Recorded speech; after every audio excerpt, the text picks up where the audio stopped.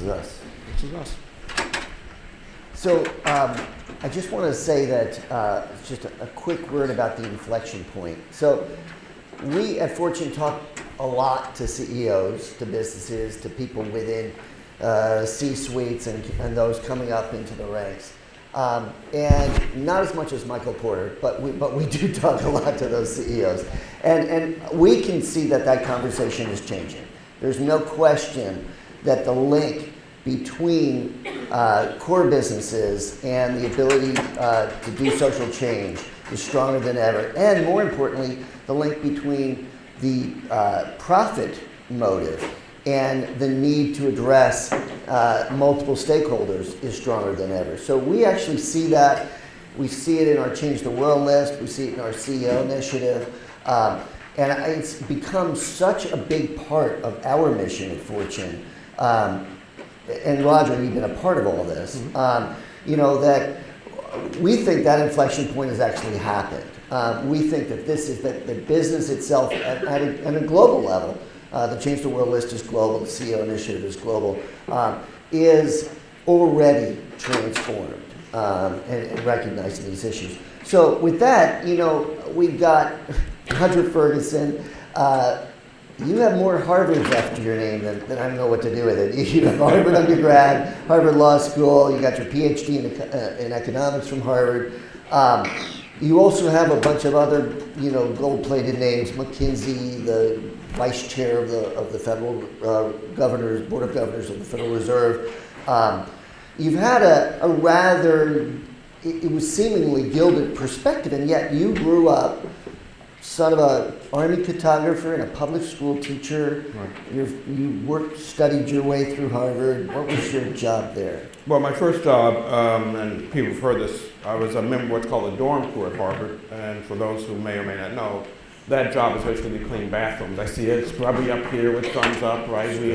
We call ourselves scrubbies. Yeah. So for the first year or so at Harvard, I cleaned bathrooms, and I was an awfully doggone good bathroom cleaner. Yeah.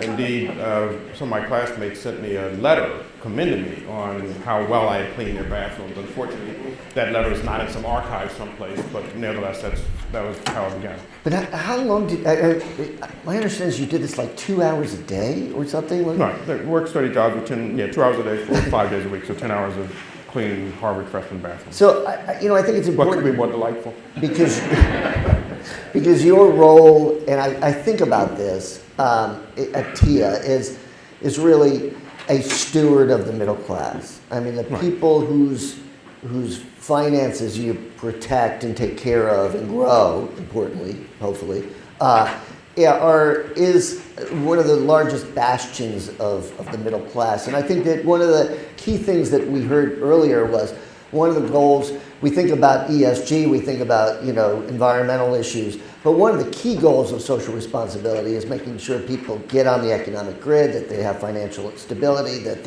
there's more inclusion in financial wealth in this world. And so this is something that you live and breathe every day. Well, absolutely. And it's not just me, obviously, but for those who don't know, TIAA has been around for 100 years. Literally, this is our 100th anniversary.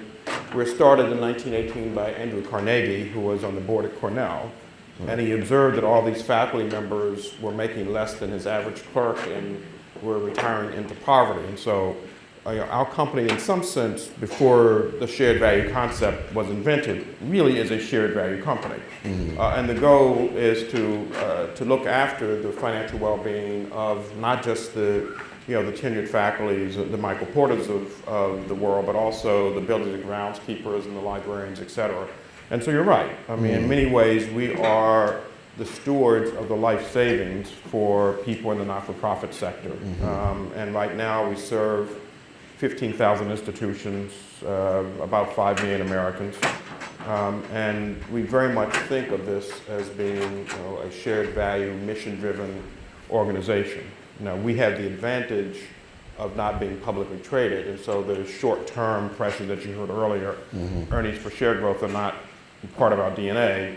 What is part of our DNA is good, responsible, long-term investing, looking for a superior return for the life savings of, as you observe, many fundamentally middle-income people in the U.S. But you actually have literal shareholders. I mean, those who put their savings into Absolutely. TIAA accounts. And those shareholders, you've actively engaged in the question of social responsible investing.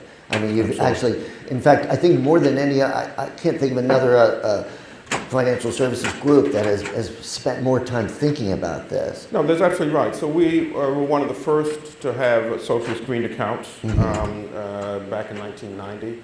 I would say in this one, the more traditional ESG sense of the word and responsible investing broadly, we've signed on to the UN Principles for Responsible Investing, and the majority of our assets, I would say, are screened with that in mind. And though relatively small, we're large in real assets. We try to run our real asset portfolio in a way that would make people proud. So we have examples of, we are one of the largest, maybe the largest grower by acreage of wine grapes in California. So you just heard a little bit of an ad for Italian wine. This is a theme. This is a theme. Think about, California. I'm hoping this is show and tell. I'm hoping we Well, get we'll tell without Okay, show. all How's right. that? But we, during the course of the drought out in California, we were recognized for using recycled water to irrigate some of our land. And indeed, we also try to use, we have a video of using folks who have autism in a way to help cultivate some of the land to give them meaningful jobs. And so there are lots of different examples. It's not just the literally hundreds of billions that we have that have been screened in a responsible way, but also some of the smaller examples of trying to run a large portfolio in a way that would make our participants proud. So just to put this in perspective, it's $635 billion that you have in terms of that have been screened for socially responsible principles. Right, that are consistent with the UN Principles of Responsible Investing. So Right. that's about $635 billion. That's a fairly large chunk. It's a fairly large chunk. Do you look at Larry Fink's dollars and say, I wish I had that? I commend what Larry's been doing. I am really proud of what we've been doing to lead the charge in responsible investing, and with this long history of doing this from the very, very beginning. So you've done these surveys, and one of your latest, largest surveys was asking your own constituents, these teachers and janitors and groundskeepers and Professor Porter, what they want to do with their money. And a very large percentage of them actually want to have these principles in place. Absolutely. So we did the survey, as you point out, and approximately 80% of the folks who responded said, they like the thought of having some, if not all of their money invested in a responsible way. Now, the flip side is they also want to be profitable. Right. And so we've also looked to see, well, gee, is there any inconsistency in terms of returns for some of our socially screened investments versus the general portfolio? And the answer, the good news, is that we see no degradation in return based on the difference between a responsibly screened account versus others. And so we believe we can look our people saved with us directly in the eye and say, we think we can deliver both. Investments we'd be proud of and a good return, because after all, we are in the business of making people's money grow so they can have bigger nest eggs when they retire. I mean, that's fundamental. I mean, this issue that obviously this is their money and that's probably fundamentally what they want. What was interesting was to see this gap between what younger of your constituents wanted and what some of the older ones wanted. And talk a little bit about that, if you would. Well, I think there is a bit of a gap, and we do see younger people, in some sense I would use the word, being more idealistic. Yeah. Without overstating it. But that's not to say that our more mature participants have left that as irrelevant. I think the reality, in all honesty, is younger people also have the advantage of many, many years to grow. So what Einstein called the miracle of compound interest. So if you're starting to invest at 20 or 25, you've got 60 to 70 years ahead of you of investing opportunity, or maybe more. And that's a slightly different time frame than if you're thinking about this at the age of 50. That's the squared in E equals MC squared. But I think we should be careful and not sort of creating stereotypes that one group of people is more interested in this than others. I think my observation, at least for the participants that we work with, is everyone has an interest in it, and the challenge and opportunity is to figure out how to bring that interest to life without, again, underplaying the returns. And so I think the most important message is what used to be called the double bottom line, if you will, is something to be recognized. The other thing that's really important for us is that we are a shared value organization. As you say, we have no outside shareholders other than those who save with us. And so our entire interests are totally aligned. We only exist to make people's lives better. And we do that by... How can you live with yourself? How can I do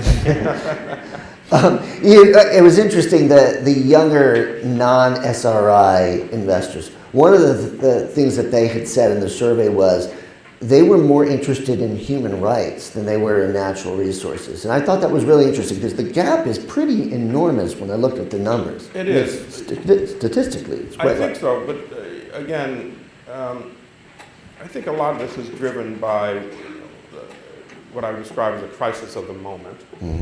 And again, not to, in any sense, stereotype or denigrate one point of view versus the other.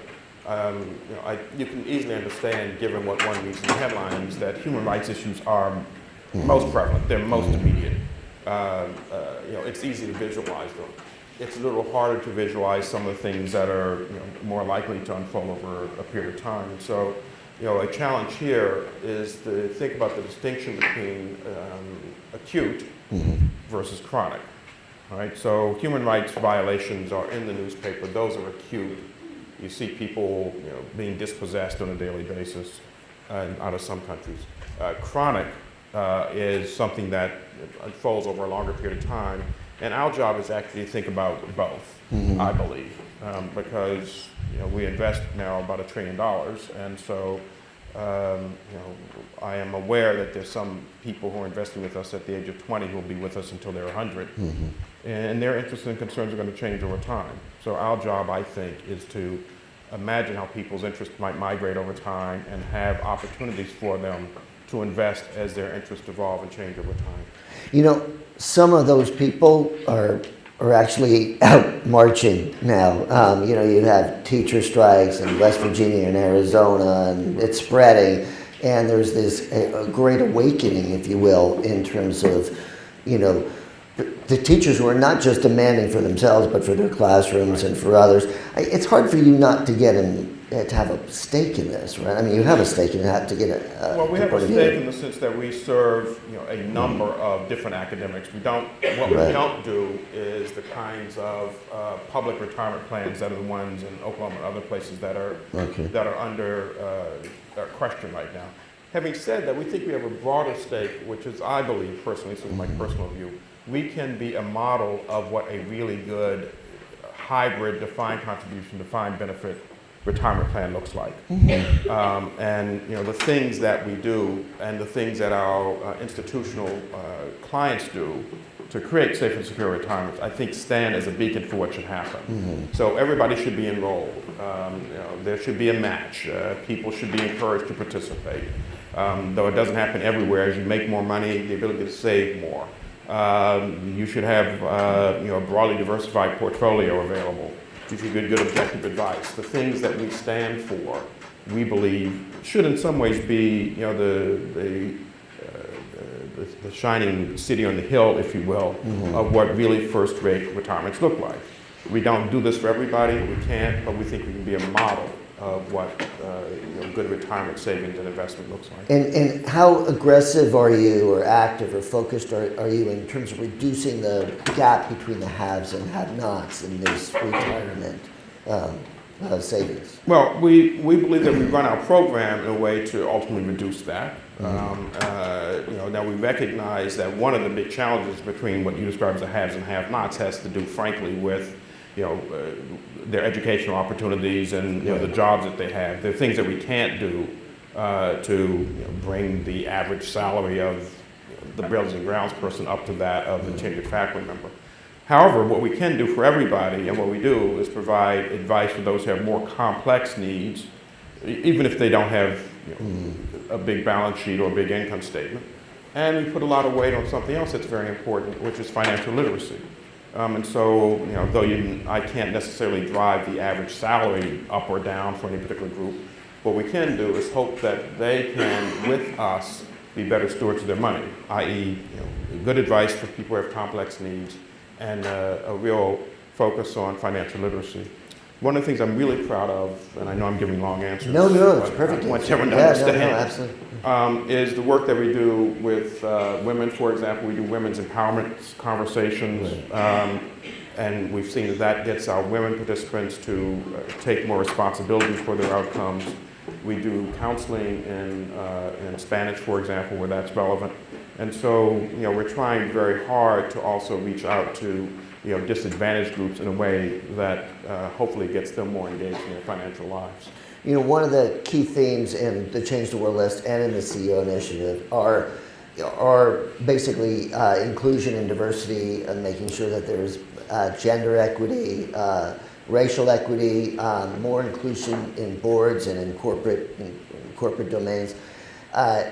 It would be crazy not to mention the fact that we're about to come out with a brand new Fortune 500 list.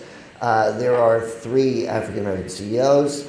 You are the longest serving of them.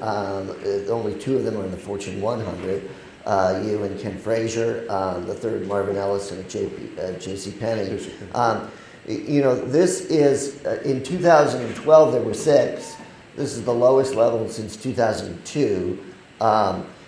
We still have a diversity and inclusion problem in the corporate world. Oh, there's no doubt. So, look, one of the great things about our company is that D&I are in the DNA of the organization. So we had our first women, we call them trustees, but directors in 1940. We had our first African American in 1957, 1958. We had our first African American officer, therefore the first African American officer of any major insurance company in the 50s as well. And right now on our board, just short of a third, maybe going to 40% are female. And so this is something that's very important to us. And we think it's sort of central to success, not just for us, but in corporate America overall. There's a lot of data that is starting to show that more diverse companies with diversity at the top are getting better financial returns as well. There is a lot of data, and it's funny, we've written about it many, many times. We've shown the data. Why is this so hard to get people to accept? Because you would think there are still some boards with no women on it, as I just laid out the numbers in terms of blacks and Latinos is actually another scary low number. Why is this such a hard message to get out there when it's so clearly in shareholders' interest? I'm not sure it's a hard message to get. I think what the challenge is then the execution. Right. And what we've learned in our company, and I give my independent chair, Ron Thompson, a lot of credit, is you have got to, the leader of the board, the leader of the company, has really got to hold the HR people and the outside executive search firms accountable for bringing in diverse slates. And so we have just appointed 2 women to our board, both happily African-American women. And our chairman was insistent that we not make these appointments until we'd seen a really diverse slate, and frankly moved away from the notion that it's got to be a former CEO, right? Because recently retired CEOs by definition are white males. You just pointed out some statistics. And recognize that there's deep value across the C-suite. And I'm really pleased and proud of the folks that we just appointed. So the issue is not talking the words, it's how do you actually at the leadership level decide we are going to make a difference in this space by looking for diverse slates, by just defining competence in a broader way, and by not going down sort of a relatively easy path of setting a board of recently retired CEOs and CFOs. Yeah, no, that is, execution is a challenge. We have some great questions here. What was your reaction to the Think letter, and can you contextualize the conversations that you have with leaders of other investment management firms on this? Right. So look, I was very pleased, and we were very pleased to see Larry Fink join us and others in thinking about this issue. Right. Johnny come lately. Yeah. I didn't say that. You said that. What I said was we were pleased to see Larry Fink join us and others. That's right. And focus on this issue. Just check. Yeah. And the reason, because frankly, we do relatively quiet engagement with our companies, one-on-one, talking to CEOs, CFOs, et cetera. The fact that it's now risen to a higher profile, I think, gives all of the companies in which we invest and others a sense that it's not just that do-good TIAA company that's been around for 100 years with our reputation, but it's others as well. And to give Larry Fink a lot of credit, he is a hard-nosed business person who has grown something from vision to success. And having him, having us, having other asset managers all singing from the same page is really helpful. So when Larry wrote his letter, I said, good, that will help us and others show that this is a more credible issue, and it's not just this sort of do-good TIA working, representing all those teachers, but others who are in a more profit-oriented world care about these issues. So I thought it was very good. You mentioned, you're chairman, but you also sit on a number of boards, including Alphabet. How have you helped bring the shared value message into that board? Is this something that you... What's very interesting about Google and Alphabet, I'm not here as a spokesperson for them at all, but one of the things I observed about them is they think of themselves as very mission-oriented. They think of themselves as very much bringing the democratization power of information to everybody. And the fact that their core activity allows you to search for any information that you want and get it back within a matter of nanoseconds that they time closely is for them an important part of their mission. And so one should have we heard this earlier on, a lot of the technology innovation that's occurring, be it small or large companies, and Google now is about 20 years old, which is not very old, starts with the missionary zeal of the founders. And I found that Larry Page and Sergey Brin, who are the founders of Google/Alphabet, have a missionary zeal. They want to make the world a better place using their uniquely capable technology. And so I didn't have to bring that to them. I was surprised to see the degree which they were saying, look, we're about fundamentally making the world a better place through their algorithmic knowledge. We've got a great question. How much do you rely on indexes such as the Dow Sustainability, the FTSE 4, Good, Just Capital, et cetera? Well, Amy O'Brien, our Director of Responsible Investing, is here. If the lights pointing, she is waved in a modest kind of way. Right there. There she is. And the reason I point her out here is that, in fact, we do a little bit of both. And so, without a doubt, we work with some who do the indexes. We also are going to, over time, have to gradually more and more overlay our own views and expertise in this, because what we've discovered is, sometimes for reasons that we may or may not agree with, some of the index providers exclude a company, and we scratch our head and go, oh, wait a minute, that's maybe with a slightly different lens, we'll have a better point of view. So I would think, is it fair to say it's a little bit of a mix and match, and over time we'll do more. She's nodding her head in a positive way, which is, if you're the CEO, gives you a lot of comfort. Right. It's important to have the real experts saying, yeah, you got it roughly right, Roy. Nice job, boss. Yeah, nice job. I can keep the job for another day. So people often want their retirement funds to reflect their own values. How are you ensuring that this is true in such a large portfolio? So we give people choice. We have socially screened accounts that are very important for those who say, I don't want just a general investment portfolio. I really care about avoiding X, Y, or Z activity that I don't happen to like. We've recently come out with a green type fund, for example, a low carbon fund. That's, I think, very important. And then we look constantly at even the socially screened accounts to say, is this really recognizing what people truly care about? Back to the point about, we follow the index, but maybe we adjust slightly. And so our goal is to try to meet our participants, we call them our savers and participants, where they are by giving them choice. Some people care more about some of these issues than others, and so that's how we manage it. If you saw you know, the financials, and very exciting for an oil company that promoted smoking and opioid addiction. And you said, okay. So what are the three biggest advantages of diversity on board? We talked about this, but this is a good question. Can you lay it out for our great Sure. So look, there's a huge amount of data that shows that systems, ecosystems, are more resilient if they're diverse. There's a theoretical economist, maybe a systems analyst at University of Michigan called Scott Page, who has written a lot about the resilience of diverse systems. Mm-hmm. And so, you know, this is in some sense sort of academic-y, but you know, the reality of diversity creating strength is important. How does it do that? It does it by avoiding groupthink, mm-hmm. by getting different perspectives in the room. Mm-hmm. And there's no doubt that, you know, I believe, and most people believe, that you know, listening to other voices and being respectful and inclusive undoubtedly allows you to create better outcomes. Mm-hmm. We've also seen, and you pointed to it as well, data that suggests that boards that are more diverse tend to have companies that have better performance, and so there's a lot of economics around it. And the final thing I'd say is we live in a broadly diverse population, and particularly if you are running or on a board of a consumer goods company, mm-hmm. and don't have, you know, broad diversity, you are probably missing you know, what's going on in your consumer base, and therefore, you know, can't be as responsive to your customer needs. So all of that, I think, drives it, even if you ignore the sort of morality of it.